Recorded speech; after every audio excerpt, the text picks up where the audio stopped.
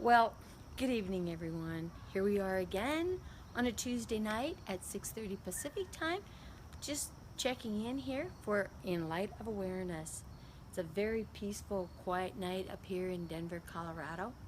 As you've known over the past few weeks, I've been kind of out on the road, anywhere and everywhere, coming to you with In Light of Awareness.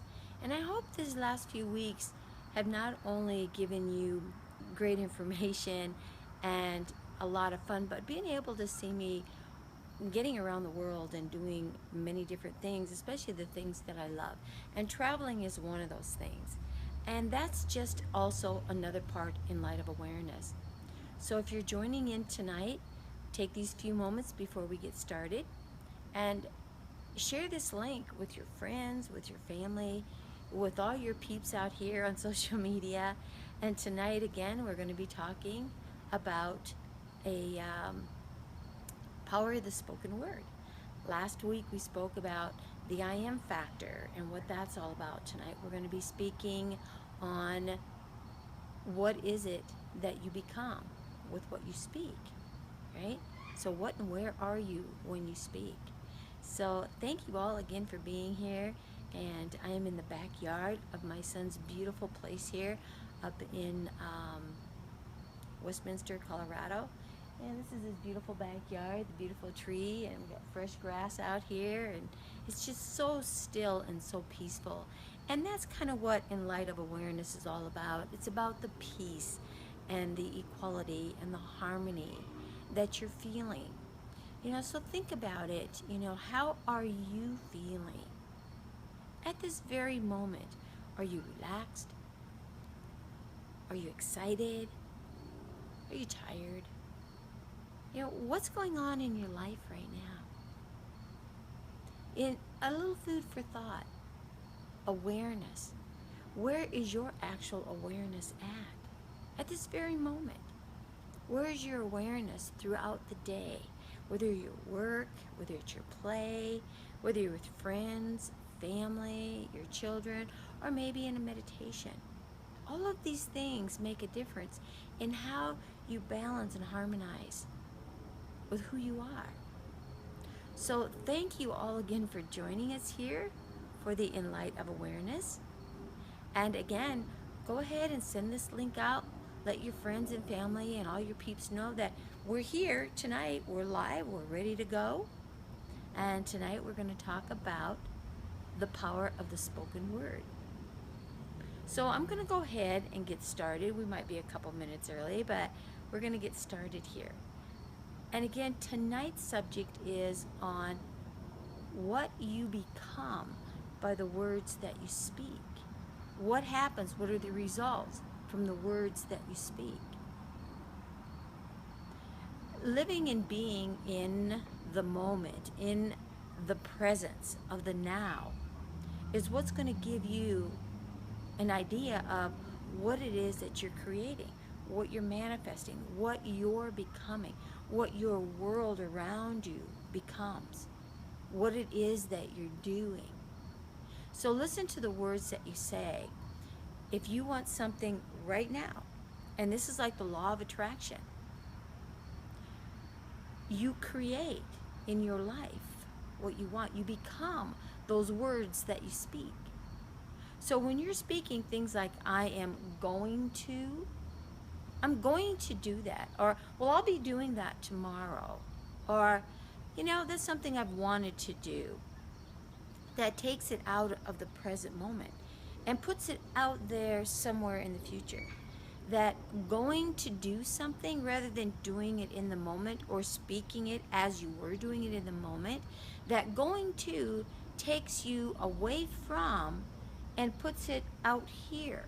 So that going to, it's like you're going after it. So it's in front of you, moving and moving and moving away from. Because you're going, or you're trying to get to it. And it keeps moving just right out of reach. So when you can understand that concept and really become aware of what that word is saying to you, going to, are you ever going to reach it? That's the question. You will reach it much faster when you say that you are currently doing it, that you're doing it in the moment. And that takes out the distance and the space in between the going to and the actual art of doing it. And that has a lot to do with the energies. So think about that word. I also used another word in describing going to, and it's the word trying. Trying. And if you notice, a lot of these words are going to have one thing in common, and that is the ing. So trying means what? Is there really such a thing as trying? Try and watch this video. You're either going to watch it or you're not, right? So when you say you're going to try to do something, well, I'll try and make lunch. Or, well, I'll try and see if I can get that fixed. Well, I'll try and make it over. Think about what you're really actually saying when you use that word trying. Trying means what? It kind of gives you a license to fail. It makes it okay not to do something when you use that expression of saying, well, I'll try. What is actually try? You either do or you don't, correct?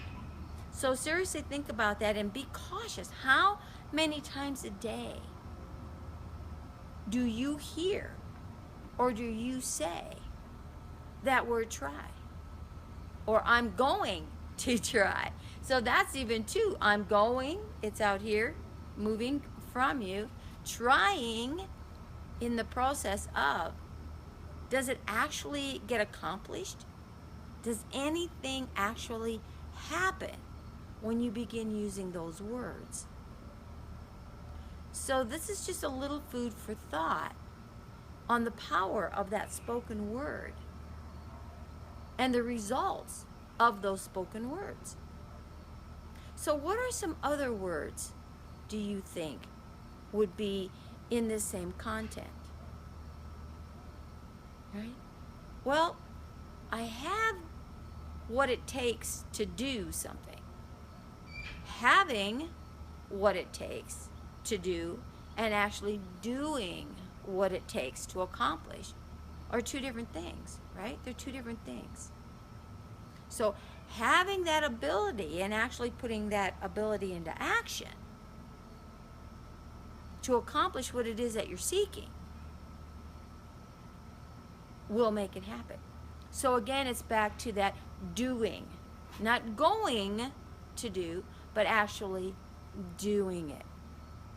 I hope this is starting to make a little sense to you about these words that we use. So if you've ever wondered, why isn't something happening? Why am I not actually getting what it is I'm asking for? Why are these things not taking place in my life? Could it be something that simple? Just the words that I'm speaking? Yes, it really could be something that simple. So when you're goal setting, the words that you write down for the goals that you want to accomplish, it's been scientifically proven that when you write that goal down and you state it as being fact in the moment, as if it were already completed, those are the goals that get accomplished. If you keep that thought up here, you keep all this stuff in your head, it doesn't come into fruition. So think about that when you're starting to goal set, when you're looking to accomplish something. Write it down and then read back what you wrote down. What are the words you actually put on that statement of that goal that you want to reach? Put a time destination. We live in the time and space era, so put down the time. Right? I have, not I'm going to have, or not I will have. I have whatever it is that you're choosing in its completion by this certain date. So the goal that you're setting out be accountable for it by stating a time element in which you're going to have this accomplished. Because accomplishments do happen when you reach out for them and you lay claim to them as already being done. Not as something that you're going to do or something that I will do. It's the I am doing. It is done. And you speak of it as that way. If you're looking to reach a certain financial goal, it's not for you to know the how. It's for you to know and claim that financial security, whatever that amount is, whether it's $3,000 a month, or $10,000 a month, or $20,000 a month, or $50,000 a month. It doesn't matter. What matters is how you state that you already have that. The how will come when you make claim to, this is what your result is. This is what you already have. This is what you are looking to accomplish in the moment as being done. Not looking for it somewhere out there in the future, but actually seeing it happening right now. Living it as it were right now. Because the thought, the mind, all these thinking processes are as if they are done right now. Because time and space really has no time and space. Now that's kind of a derogatory statement, but when you really think about it, you'll gain a greater understanding of it. So begin to listen. This is why you have two holes on the side of your head. You have one hole here to speak with. Listen to what it is that you want. Listen to what it is that you speak. See it as already being accomplished. It could be a relationship. It could be the house of your dreams. It could be the car of your dreams. It could be the job or the career of your dreams. So your financial outcome, all of these things will be yours for the asking.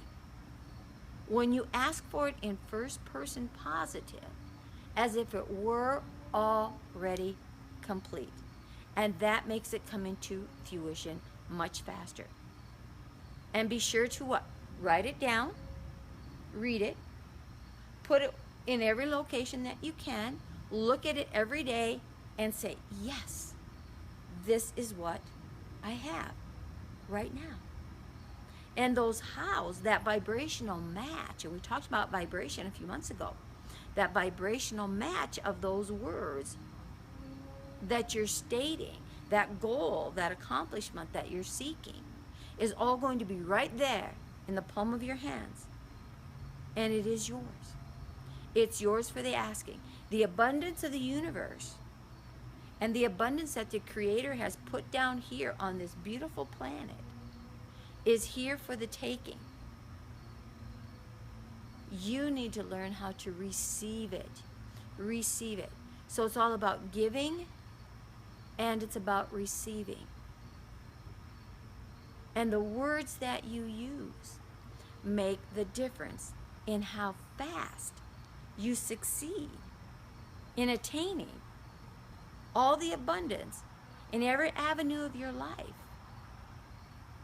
And the people around you that you involve yourself with make a difference as well. We talked about polarities. Polarities in different aspects throughout the past few months.